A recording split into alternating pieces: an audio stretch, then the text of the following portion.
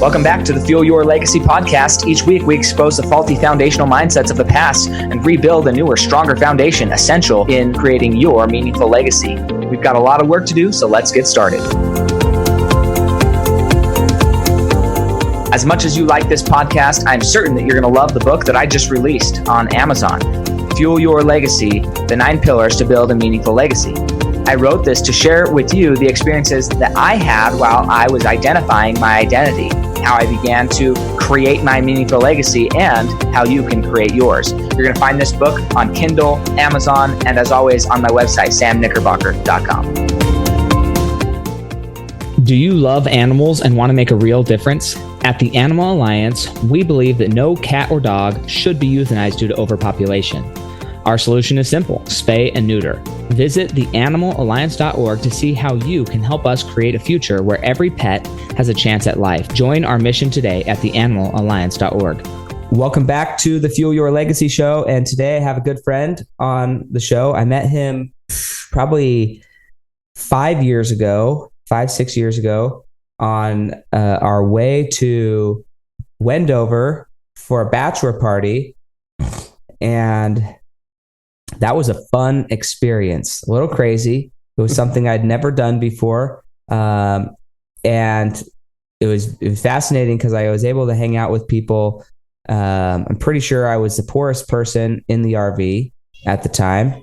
And the cool part about that was that I got to spend time with individuals who really helped me expand my vision of what is possible and what could be possible. And Chris Reese is one of those people who he is like, I think, a child, and he sees the world as his playground.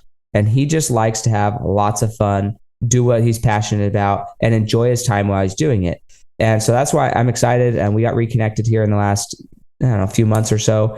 And he's been through a world of change and a big, long journey over the last few years, ups and downs in personal stuff, business stuff, the whole 9 yards. And so that's why it's finally time to really have him on the show. And let's talk about, what's the meaning behind it all? What's the meaning that he's found in it? And how can his story help you either avoid some of the things that maybe you shouldn't have done, and also keep doing or start doing the things that he's got down on lockdown to where he could lose a multi-million-dollar business and within a year recreate another one, because that's where his mind's at. He just knows how to do it.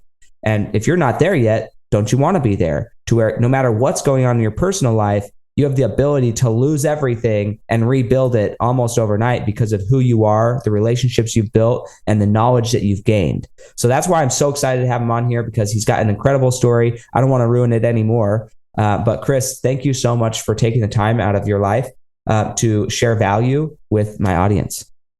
Thanks for having me on. I really appreciate it. Yeah. Go ahead. By the way, I don't think that you were the poorest one in the RV. You were the richest one in knowledge in the RV. Maybe. I sure gained a lot. I gained a lot from that trip. In fact, yeah, we can talk about some of the things that have kind of guided me since that trip. But go ahead and share with us like your early childhood. How did you get to where you are? Why did you choose to become who you are? And what were some of those pitfalls that you faced along the way? Yeah, so I was born and raised in Washington State, basically Portland, Oregon, just right across the river over there. So Vancouver wasn't exactly the most sought after city by any means. It wasn't, there was no real wealth up there in that area, at least at the time. And we all kind of just grew up in what I would consider poverty to today's standards. But it was normal. It was very normal to us. Everyone's parents, they're all working, they're 12-hour days to try to just, make rent. And my family was definitely no different than that. I had a pretty good childhood, growing up until about 2001 or so, where, the economy shifted a little bit, and both my parents lost their jobs, and we just became very, fighting for everything we could to even, have dinner on the stove at night. Grew up in a trailer my whole life, which is, I'm pretty proud of that to this day. Actually, it taught me a lot in life, just not to, have to have luxury in every aspect of life. Um, uh, Went to high school. I was a I wasn't exactly the best kid out there for sure. I was definitely the one that everyone warned their kids in the neighborhood not to go hang out with me. I was a little bit of a troublemaker back then. About 12, 13 years old, stole a car when I was waiting for the school bus to show up in the morning. It was cold. Hey, that person just went over there and warmed up their car. Hey, you want to go take this thing for a spin around the neighborhood? He was driving it, went and wrecked it into some random guy's truck, and got in a little bit of trouble for that one. Yeah, I didn't have the best of name. And then high school came along. I wasn't, I think a lot of people struggle with trying to find who they are in that early teenage stage. And I was definitely no different. Definitely was still getting in some trouble, wasn't showing up to school, got expelled my freshman year in high school. And then second week, sophomore year, I said, forget this, I'm done, I'm out. Ended up dropping out. My parents, they were a little upset with me, as you can imagine. They said, if you're going to drop out, you're going to get a full-time job. Well, I wanted to prove them wrong, so I went and got 2 full-time jobs. I was working 80 hours a week at the age of 15, because back then, in Washington, we could work at 15. And, 16 came around, bought my first car, and felt like at the time making all sorts of money. Which I guess back then for a 15-year-old making, $6,000-$7,000 a month, that's a lot of money for a 15-year-old. And ended up moving out to California, and my friend hooked me up with a job out on some wind turbine fields. So I went out there and was building these big, huge wind turbines out in the Mojave Desert, and I hated it. I didn't know what the heck I was doing with my life. 21 years old, down there, no family, just working my life away, making decent money. And I ended up quitting, and I just started having fun. Lost everything. Lost my BMW that I had, lost my motorcycle that I had. I had to call and ask my parents for money so I can go back home and move back in with them. At 21 years old, that was pretty embarrassing. And then, then I went to work for a little company that was seriously making cardboard boxes. And I went back from making $80,000-$90,000 a year at 21 years old to making $12.50 an hour at 21 years old. And I hated it. Then I got a call from a buddy. Hey, do you want to come work at the railroad? The railroad? Sure, I'll come interview for it. I didn't know that he was hooking me up with the engineer conducting position. Ended up getting that job. So I was an engineer conductor at 22 years old, operating, those legit trains that you see going down the railway. And that was the coolest thing. I wasn't making much money, a lot of hard labor when I was out switching the rail cars around, but, it had its benefits, good retirement plan. So I thought, at the time, because it was union. And then I was delivering some rail cars to a chemical plant in Portland. And I was telling him, I was like, you know what, I just don't like this job anymore. And he comes up and he's like, hey, Chris, this guy's, he's retiring in a few months. Why don't you come in and talk to Brian? Well, I don't know what you guys do. Well, we're just a sulfuric acid supplier. We sell all the sulfuric acid to major battery operation. They manufacture batteries and whatnot. And okay, I'll come in and talk. So go in there, I get the job, quit the railroad.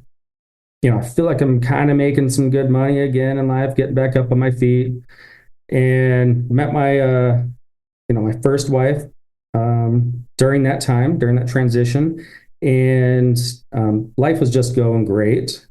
And I am just someone that loves to, self-teach myself. So I'm supposed to be transloading from rail cars into semi-trucks, the sulfuric acid. And so I'm doing that, but I'm kind of bored. So I go over into the chemical lab, where one of my buddies is working, and I'm just hanging out, learning, watching, trying to study exactly what he's doing. And he, after about, I don't know, probably about 6, 7 months of me doing that, I was pretty familiar with the operations in the lab. And the chemical plant or the plant manager comes out. He goes, Chris, what are you doing in here? This is not your job. You're not allowed to be in here. And I was like, oh, well, I'm learning, this is what I'm wanting to do. And my buddy, he sticks up for me. He's like, oh, so he tests me, what I know. And he's like, oh, you really do understand this stuff. Well, there's a position open up in 2 different places to go be a chem tech 2. And I was like, okay, where are we talking? He goes, you want to go to San Francisco or Utah? And I go, where the hell is Utah? I didn't know where Utah was. I never heard of Utah. It's like, okay, let me go check out San Francisco. So I flew out there for 2 weeks. Not my vibe. Come out here to Utah for about a week, and I call him and say, I want this spot. And so, okay, pack your bags. We'll move you down there. We'll get you moved, but we'll pay for all your expenses to move down there. And by the way, with that position down there, you're only working 4 days a week, and you're only having to work 5 hours a day. And this is your salary, by the way. And I go, oh my gosh, I just got fed the silver spoon. I can't believe this. And so come down here, and because I'm not working that much, I get pretty bored. And so I'm sitting over there talking with some of the guys at the oil refinery that were supplying the sulfuric acid to. I go, I'm really bored. Do you guys know anybody that is selling a business or know of a business that I can start up? And this guy pops up, well, you could buy my hydroseed company. I go, what the hell is hydroseeding? And he goes, oh, well, here's this. I go around and I hydroseed these people's lawns. I spray grass in their lawns. I'm like, all right, well, give me some details. Like, well, I have a job tomorrow. Why don't you come out and, see kind of what I do and see if it's something you're interested in. So I go out there to this job site with them, to this house. And it's just a normal size lot. And he spends about 30 minutes hydroseeding this. And I go, oh, wow, that was pretty quick. How much was your materials on this? He goes, oh, it's about $80. Okay. And you took 30 minutes. How much did you charge them? $450. I'm like, okay, that's a pretty good return. I like it. So tell me, what's the details? How much do you want for the company, the equipment, whatever? He goes, well, it's not really a company because this is my side gig. This is just just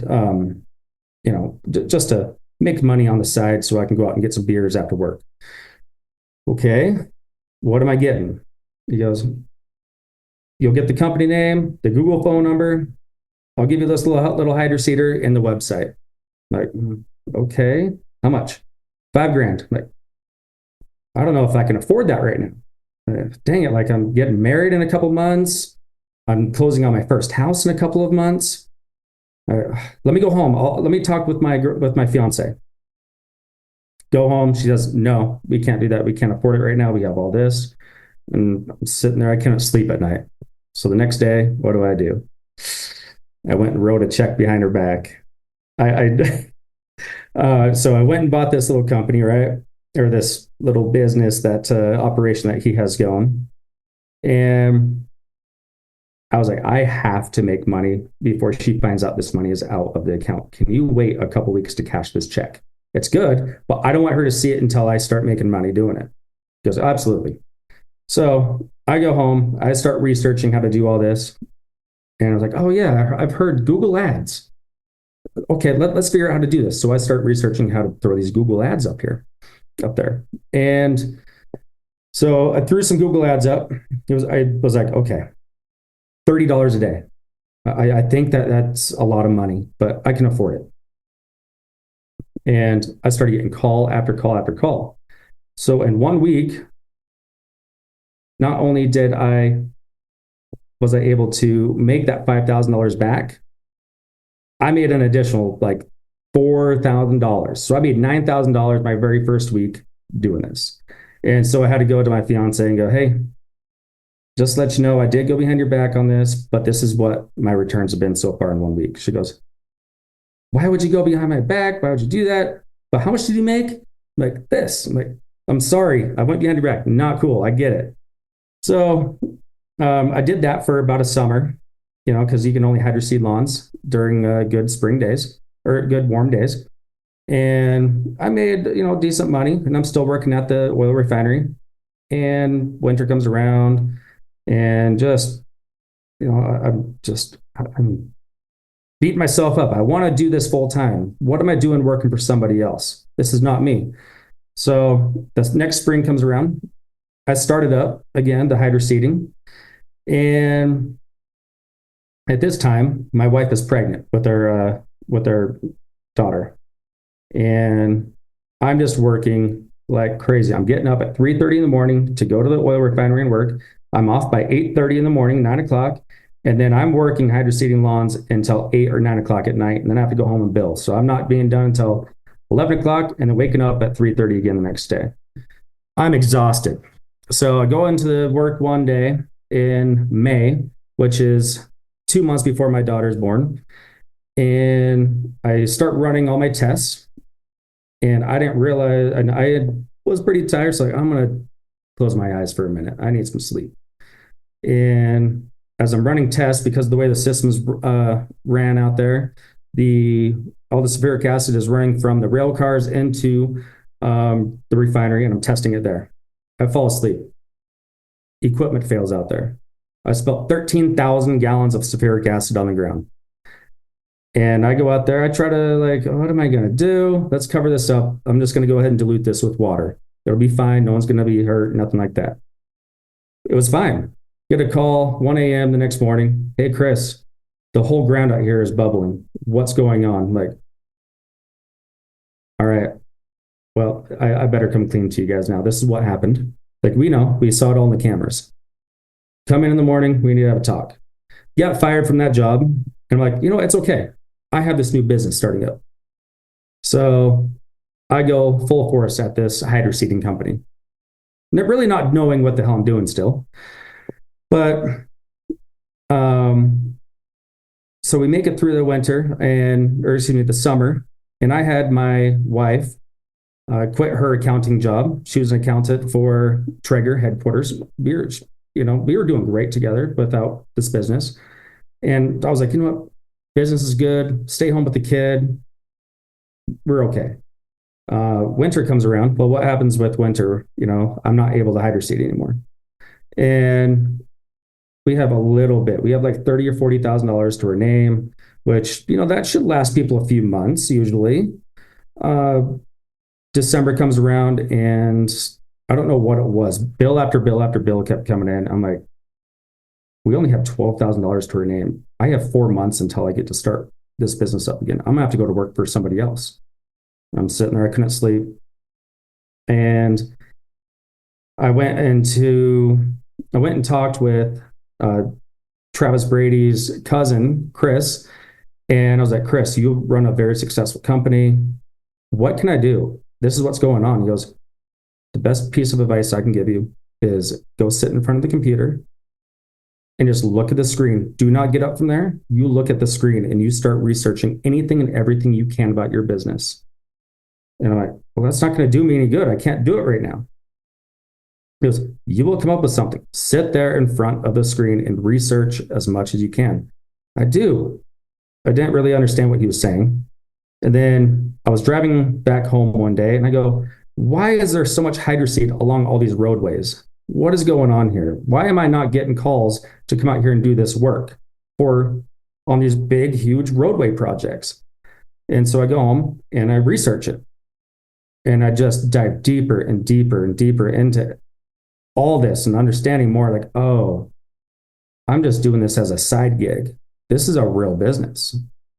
And I came across the DOT's website, and I found where all these projects were bidding for these roadways, these new highways and roadway projects.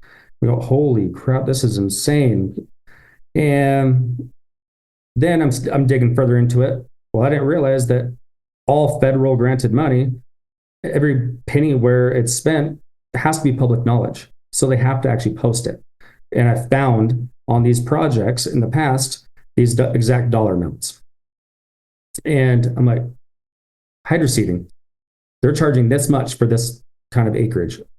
Okay, there's this project over here bidding. I have no idea what I'm doing, but I'm going to throw a bid out for this to these general contractors that I see that are bidding this. But I realized there's certain scopes of work that you have to actually follow, or that you have to include with your bid. So I'm like, I know hydro seeding, but what the heck is all this other stuff with this environmental compliance stuff that I have to include with my bid for my scope of work? All right, well, I know the numbers. I'm just going to plug them in and deduct 10% from what they spent last time and go from there. Well, my very first bid that I put out, it was like $380,000. And I was like, oh my gosh, I can't believe this. What am I doing? I have $12,000 to my name. I don't know what any of this stuff is. If I get this, I'm screwed. This is embarrassing. I get a call 2 weeks later from who is still my best client to this day. And he goes, hey, Chris, just let you know, we're going to award you the project. This is down in St. George, Utah. We're rushing to push this forward. We need you and your crews down there to get going on all this in 3 weeks. Oh, sounds good. Send the contract over. Got off the phone. Oh my God, what did I just do? What did I just do to myself? I don't even know what I'm doing. Millions of cats and dogs are euthanized every year because there simply aren't enough homes. At the Animal Alliance, we're tackling this issue head on with accessible spay and neuter services. Your support can help us save lives. Visit theanimalalliance.org to learn more about how you can contribute. Together, we can make a difference. Contract? How am I going to sign a contract? I don't have, commercial insurance yet. I don't have employees. I don't have money to hire these employees. So I start calling around, got a Amex credit card, and then the next day I'm freaking out saying, I think I'm going to have to tell him I can't do this project. But I get a call, and it's a manufacturer. It says, hey, Chris, we just found out that you were awarded this project. We've never worked with you. We want to work with you on supplying some of your materials for you. I'm like, great. Send me over your guys' bid for this. Got the bid back from them, and they gave me 30-day terms. I'm like, oh, I can use other people's money to do this. I've heard of this before. Ding. So it's like, I'm going to do this. I think I can do this. And little I know, I still didn't know how to install some of the stuff on this new roadway project that I was helping them out with. And I call up some of my friends. Hey, do you know anybody looking for work? Yeah, my son. He needs a job. Okay, cool. Tell him to send his resume over to me, even though I didn't care about a resume. I just wanted someone that breathed and could maybe work. So call and talk to him. Hey, do you have a friend that needs a job? He's like, I do have a friend that needs a job. Okay, great. Are you okay with out of town work? Yes.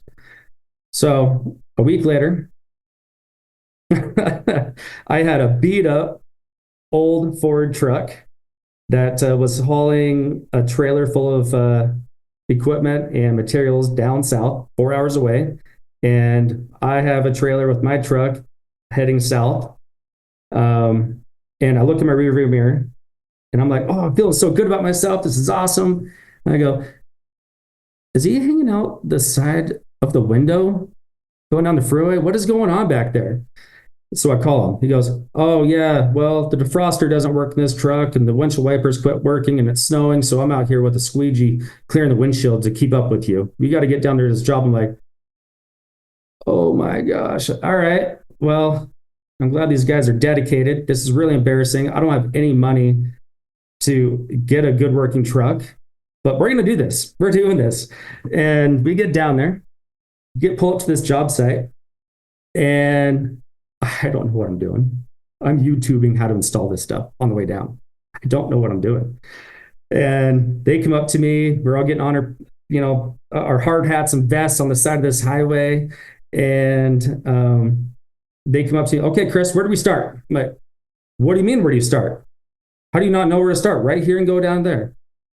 And I'm like, I'm scared. I'm kind of treating them in a bad way because I wasn't confident with myself with it.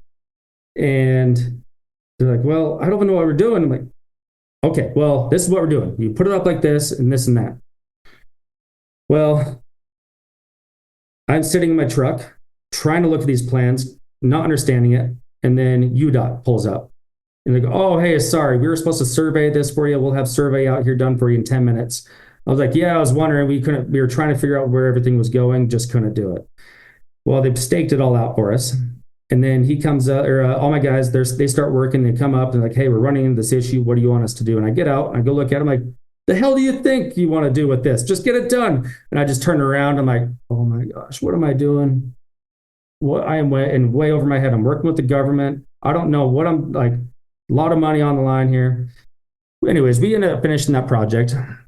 Went well. And I really learned a lot from that. And I was able to, within that first year, I got a lot of, these government contracts lined up with the DOT and the military, doing this exact same thing. I think in our first year of me doing that, because that was in January, I think we had done like almost $3 million in that first year of starting the government work. And we did good. We were one of the fastest companies up and coming in 2019, and we were just blowing the doors off everything. We were taking companies that were doing this for 20 plus years. They were out. They were shutting their doors because of us. I came in and completely disturbed the whole industry. Then went through a really tragic divorce, unfortunately, which a lot of us, we've all experienced, but sometimes unfortunate things happen when there's a lot to lose. We had almost 700 employees working for us at this time, and things were very. I was in Florida at one of our vacation houses, and I caught wind of something, and I flew out here quietly, went to this job site, this massive. It was almost $1 billion roadway project that we were a main subcontractor on, and go down there, and DOT comes up, "Please show up." The employees like, "What are you doing here? Who are you?" And I'm like, "What are you guys talking about?" And the DOT and the GC that I was working for, they said, "They fired you. What are you doing here?" I'm like, "What do you mean they fired me? This is my company." "No, Lauren, your wife called in and said that you're a rogue employee, and if we see you out here, to have you removed from the job site." I'm like, "Excuse me, what is happening here?" Like, we have talked. You know that I'm the owner of this company. I'm the founder. I started all this from nothing. Like, this is mine. This is all of my equipment. These are all my employees out here. And anyways, I worked some things out with the DOT, and unfortunately, some of the employees, it was just a really bad time for some of these employees down there. They were very confused, not fair to them, what was going on. And I took some of my employees that I had from the very beginning that knew who I was. So because of the situation, we're going down there on Saturday. We're grabbing all this equipment and we're bringing it back to Salt Lake. We are not going to be doing this project anymore. We're going to have to shut the doors. Without notice, shut the doors on everybody. Millions, tens and tens of millions of dollars were owed to us and to suppliers. And all these employees, they all lost their jobs, all these families, I was very embarrassed for a long time, couldn't show my face out in public for months. I didn't know who I might run into out there. Oh, yeah. And when I was on my way back from Florida, found out that, that my ex-wife now, she had emptied out all personal and business accounts, left me the $500 to my name. I didn't have a place to live anymore. As I'm trying to live here, go over to get a hotel, living on a credit card. Okay, starting it back up. So I ended up starting the company back up again. And while I'm still going through this 3.5-year divorce, wasn't sure if I could grow this business or not, if it would get taken from me, what was going to happen, nothing, bankruptcies, who knows? We had a lot of lawsuits coming at us because all these manufacturers and suppliers, they're out tens of millions of dollars because we shut down the company. and I wasn't structured right. And so they're coming after me personally. It wasn't cool. It was scary, embarrassing, getting served papers every single day with a new lawsuit. Devastating. But I'm still going to go out there and I'm starting this thing over. Went out there, started hydroseeding yards again, bidding on these government contracts. And, you know, I rebuilt really quick. Within a year, I was almost, you know, right back to where I was before within 1 year. So I created an 8-figure business in 1 year. I was so proud of myself with it. And then, you know, still going through the divorce and, you know, some custody issues, you know, mental health, you know, that becomes a big part of, you know, how you're operating day-to-day life for sure.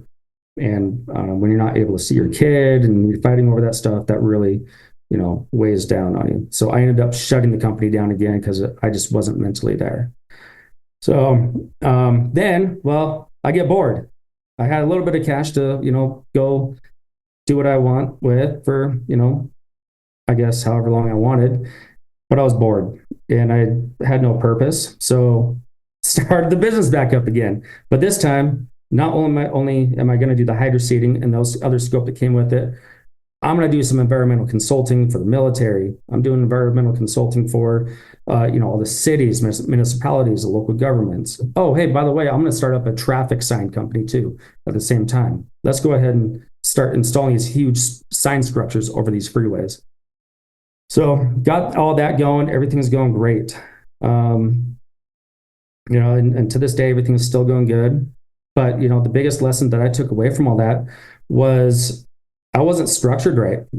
And when you're not structured right in business, and if you go through any lawsuit, you're going to get sued personally and you lose everything. I lost McLaren's. I went from having private chefs and McLaren's and vacation houses everywhere to, you know, losing everything, just watching these cars get towed away by, you know, the state because, you know, yeah, it was just bad stuff, losing houses. But, you know, if you push through hard enough, I really believe that if no one can take your knowledge away, you can do it the same every time, but even cleaner the next time. And yeah, that's where I am today. Hey, well, I'm so grateful for you sharing that. I have too many notes we're not going to cover it all, but I'm going to try and cherry pick the things that are going to be highlights. And we may just have to have you on again, Chris, which is not a bad thing. I enjoy talking to you, but these are areas that I think some of the people that do listen to this podcast that I know of, they are in trades. Okay. They're in the trades world and they're doing it house by house, or they're doing it small commercial job by small commercial job, rather than going directly into the government contracting. So that's an area that I think very few people are aware of on how to increase the value of their company or to get bigger jobs quickly. And so talk a little bit about that for a second. Like where would somebody go if somebody wanted to just start to learn their industry from a government contracting perspective, and what types of contracts are out there? Where would they look to find what federal money has been spent on what and how much and who gets the job, and where would they go to find that information? Or is go ahead. I was just gonna say, is that a better like maybe you need to create a course that just teaches this? I'm not kidding. We talked about this before. Chris needs to monetize this knowledge, but this is legit. Like there's a lot of companies out there that fail. They're on that edge and they don't know where the money is. The government keeps printing trillions and trillions and trillions of dollars, and they keep giving it out to these different things, but they don't know how to classify themselves to be the recipient of that money. And you can do like the government grants and the government gifts and the PPP loans and all that. Like you can do all that crap. But at the end of the day, like exchanging service, they're signing billions of dollars to the people who are willing to fulfill that. And so how do we fulfill as a people? How do we find that niche and go do it? And maybe it might be a brand new company that you don't think you need to start, but now you're in traffic signs. Now you're in all these other areas where you're making it. You're like, okay, well, I did one vertical. I can do government contracting work in all of these verticals as long as I know what to look for and can transfer my skills easily. So I want you to talk about that. Like, where does somebody go to discover that information? Yeah, it's actually really simple. Every state has a bid letting site. So like, forget about the sam.gov or whatever you might hear like on movies. That is a real thing, but that don't mess around with those. Go to your actual local government. You can look on their cities, on your city sites, websites for all these bid opportunities. You can look on the DOT websites, and all that information's on there. And actually, it does kind of guide you step by step in what you have to do to be able to actually bid on these projects, whether you're going to do it as a general contractor or a subcontractor. I would totally recommend, if you're going into government contracting, do not do any kind of general contracting for them until you're very comfortable with understanding how those contracts work, because you will get eaten alive and they won't stop. Imagine a world where every pet is wanted and loved. The Animal Alliance is making this vision a reality by focusing on spay and neuter programs to control the pet population. You can be part of this life-saving mission. Visit theanimalalliance.org to find out how you can help. Every little bit makes a big difference. They don't care if you bid this job for $10 million and it's costing you $30 million. They will make you and force you to follow through with your contract, or they will come after your money and hire the next guy to do it. So I would start off definitely with subcontracting, and you can get on there and you can kind of figure out, you can see all these numbers on these websites on these bid opportunities, but start with looking at the general contractors and calling them and having just a conversation with them. So many of these guys, the estimators over at these big companies, they enjoy having conversations with new upcoming subcontractors. They've had bad experiences with a lot of subs. And so, hey, look, maybe if I can work with this guy enough, this guy will be a good sub to me. So they will be more than happy to tell you where your numbers land. Hey, next one, bring it up just a little bit. You're really low. Or, hey, you're high. And also, we're going to use you for this. Are you sure that you want to not exclude this from your work? So say if you're going to go out there and install a new fire hydrant on this road, well, I don't want to be responsible for excavating this big hole so that we can install this. So you can exclude that because that might cost you a lot of money. You don't realize that it's cheaper for somebody else to do that. But you can, that just is stuff that comes along with years of knowledge. But definitely start with your local websites. Awesome. I love it. Cause I think that, I have people in my mind that I'm going to introduce you to that I think need to know this information on how to get those types of jobs, rather than, not that they shouldn't keep doing the residential jobs, but if you can go do some of these bigger commercial jobs or government jobs, it's just an easier path to wealth in a lot of cases. One other thing that back in the day, I would say you were proud of, it ultimately bit you in the ass, but the fact that you were a woman-owned company, right? She had 51% of the company. And so, yeah, you were the founder. Yeah, you were the quote unquote owner, but you intentionally put yourself in a different position with the intention of, and correct me if I'm wrong, and this is my memory of what happened, yes. But you had discovered that if you were a female-owned company, then you could, because of the DEI regulations in the government, then you could actually bid higher, like 10% or something higher than what everybody else was bidding, and they had to award the woman-owned business a contract over the male-owned business a contract. Am I missing steps here, or is that fairly accurate? And you clean up what I messed up. So I won't confirm or deny that's what happened and how it happened. Okay. Because when you go to apply for a DBE, you get investigated by the state very heavily. You get interviewed by them to make sure there is no fraud. So allegedly, this might happen. Who knows? I'm not so sure, but okay, fair enough. So DBE stands for Disadvantaged Business Enterprise, and so with government federally funded money, 7% of all this money has to go to a minority owned business. So as long as it's 51% owned by a minority, such as a female, it's not just 7% more that you can bid. You can bid 100% more, 200% more, because say if they're not able to, nobody else with a DBE bid on this job, they have to use a DBE on every job.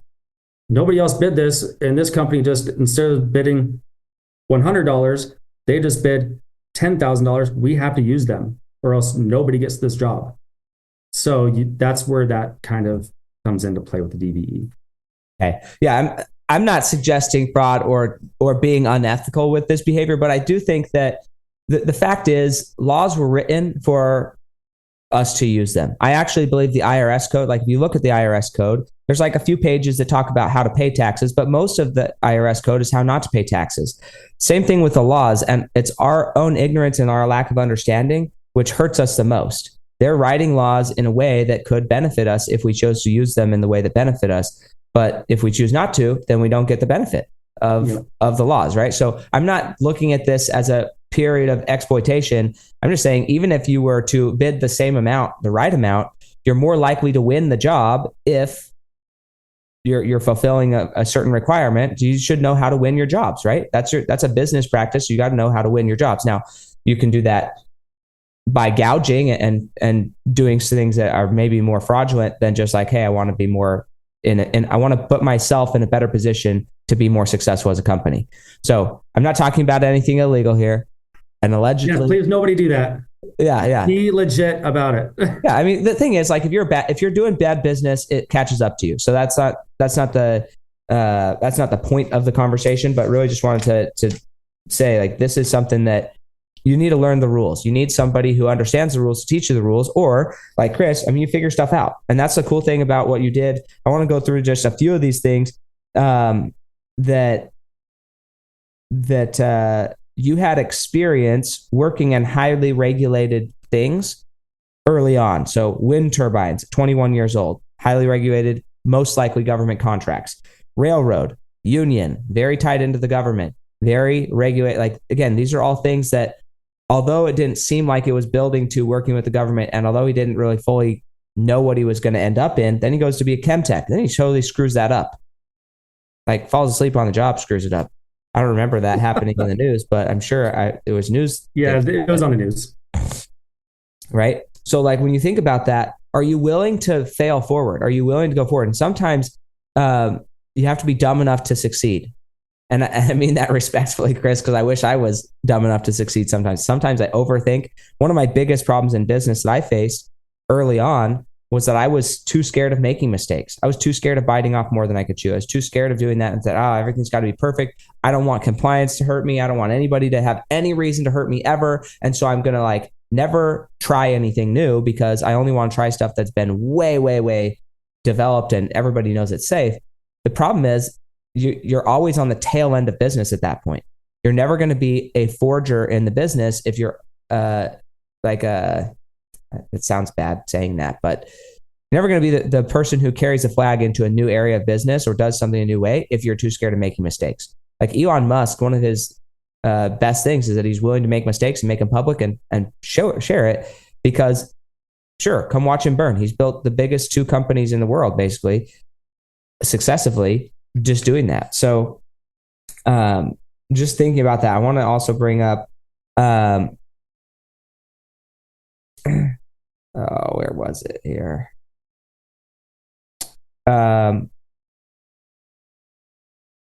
When you were being raised, what, because you're who you are now, who my experience you now versus even 5 years ago is different, right? You have a different energy about you. I feel like my experience of you now is way more humble, way more aware of other people, way more compassionate towards other people's perspectives, way more dedicated to doing the right thing the right way first. And I'm not saying that you were doing the wrong thing previously, but I would consider this not a good boss, right? If somebody is, we have these things that come from our childhood. You grew up in a trailer park. in poverty where there's a certain energy of how we treat people, how we get along, what's expected of that. And so when you become a boss, you wear, or not now necessarily, but you wore in that beginning phase when you didn't know what you were doing, based on your own rehearsal of what happened, you took a more masculine, aggressive tone towards the people who had trusted you and chose to work with you, to mask your own insecurities. Is that fair? Yeah, absolutely. Yeah, Okay. you're completely right. And so that's not necessarily like who Chris is. That's who Chris became out of his childhood and the experiences he had.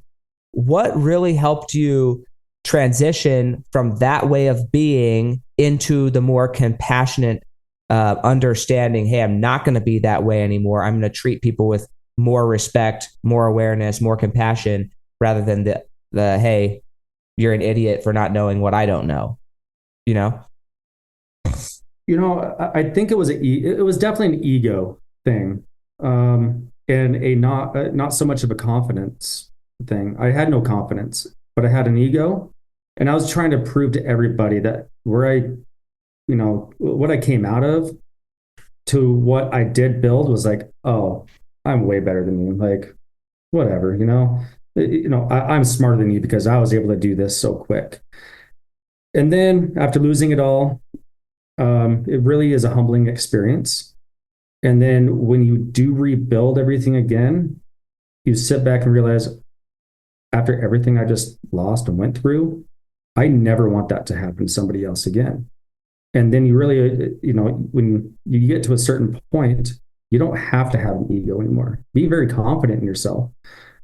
But, and then at that point, when you have that confidence and you have everything that you want and truly need, and when you start to see people's smiles brighten, when you get to help them a little bit, it's like it just grows. It's like the Grinch, right? When he helped little Lucy out, whatever her name was, and he grew that big heart, and he became, just this soft teddy bear, right? And I think that's what really happens is when you start to see I can help people out, it softens you, and you realize that there's a much bigger purpose for everything. So when you had all those 700 employees, what was it that was keeping you detached from recognizing what you were offering? Because obviously I've only had to let go 2 people out of my business, mostly because I've not really hired 700 people, right? If I had to hire 700 people, I'd have to let more people go probably. Yeah. But it's hard. Like, it's like recognizing, hey, I've got to cut off this person's income because it's not what our company needs right now. For me, that's never a fun conversation, even though like all the corporate coaches, they say, oh, well, you're going to let them go do what's better for them. You're cutting them free. Obviously they're not, whatever. There's all the different ways you can gaslight yourself into being okay with firing somebody. And, that's okay. But for me, it still never feels good. Like that conversation never feels good. And so there's a come to Jesus moment where your ego has to take the back seat and you have to deal with reality. And like, that's a hard thing to face. But what helped you through that transition of like having to just make that decision? I mean, I'm still not comfortable letting anybody go ever.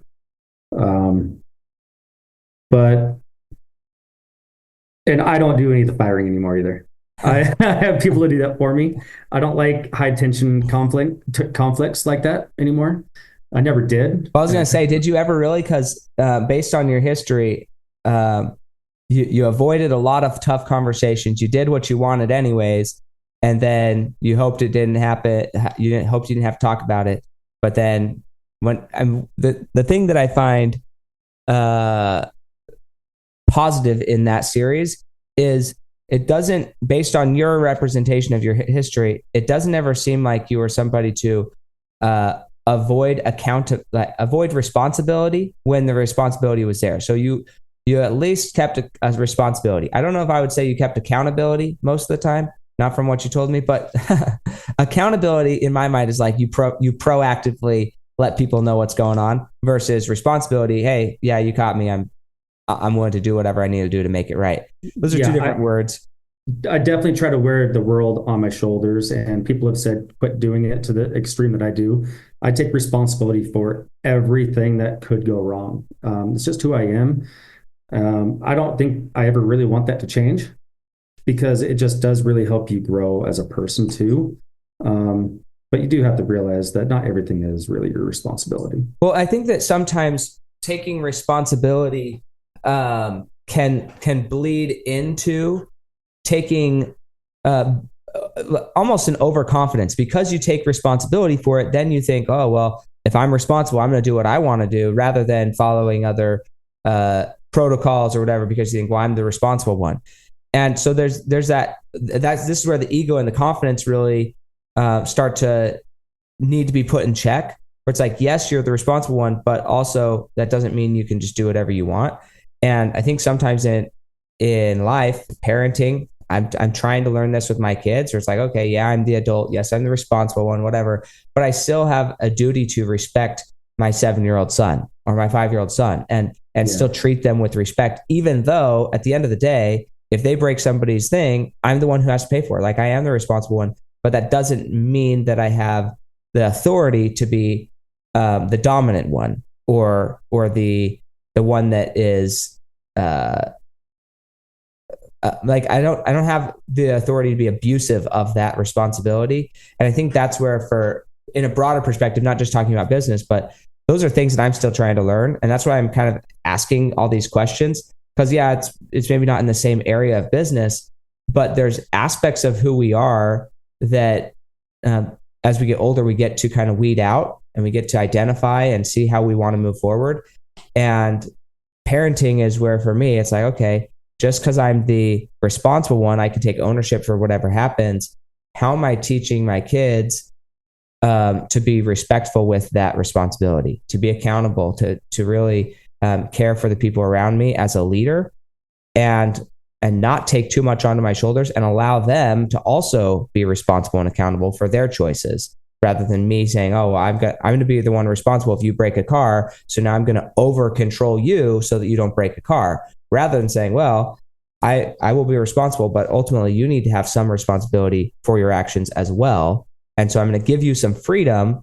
They say enough rope to hang yourself, right? I'm going to give you some freedom so that you have the taste of responsibility as well, and that I don't take too much control over the situation because I'm responsible. Like, it's ultimately an ego thing. I don't want to look bad, so now I'm going to make sure that you don't make me look bad, rather than I don't look bad if you choose to do something that's not how I would do it. Right. So anyways, that's kind of where my mind is at, is thinking about that conversation in parenting. Parenting is fun, man. I love it. Isn't it the greatest thing? It definitely stretches me more than anything else that I do in my life. You learn a lot from those little shit. I'll say that. I'll say that. Hey, we are out of time, but we could definitely, I have so many more notes here. We're not going to get to all of them. I'd love to have you back on, Chris, and hear more of the details of your story. And I want to get some more answers to these questions. But if somebody wanted to reach out to you, if they wanted help with either understanding how to navigate, where to find government contracts in any type of trade, what's the process? What are things to look out for in government contracts? What are some red flags? What are some things, hey, talk about it this way? Or maybe they just want to better understand how to build a company and manage people and how to do it the right way. How would they reach out to you? Yeah, absolutely. I'm more than happy to sit down and talk with anybody, answer whatever questions that they have. I mentor people all the time with this sort of thing. That's kind of my passion, is helping people actually start up their entities and grow their new businesses that they're wanting to start. So if anybody ever has questions, you can definitely reach me at Chris_Reese 704 on Instagram, or you can email me at chris@launchprosolutions.com. And we can also help you out with, starting your entities as well. That's a new corporate structuring company that we had started up last year, and just to make sure everyone is protected, and we'll never go through a personal lawsuit like I went through. Awesome. I love it. Hey, thank you so much. And we'll catch you guys next time on the Fuel Your Legacy show. Preventing pet overpopulation is the key to ending pet euthanasia. The Animal Alliance is committed to spay and neuter programs to save lives. Visit theanimalalliance.org today to support our mission. Together, we can ensure that every pet has a chance at a happy, healthy life. Thanks for joining us. If what you heard today resonates with you, please like, comment, and share on social media. Tag me, and if you do give me a shout out, I'll give you a shout out on the next episode. Thanks to all of those who've left a review. It helps spread the message of what it takes to build a legacy that lasts. And we'll catch you next time on Fuel Your Legacy.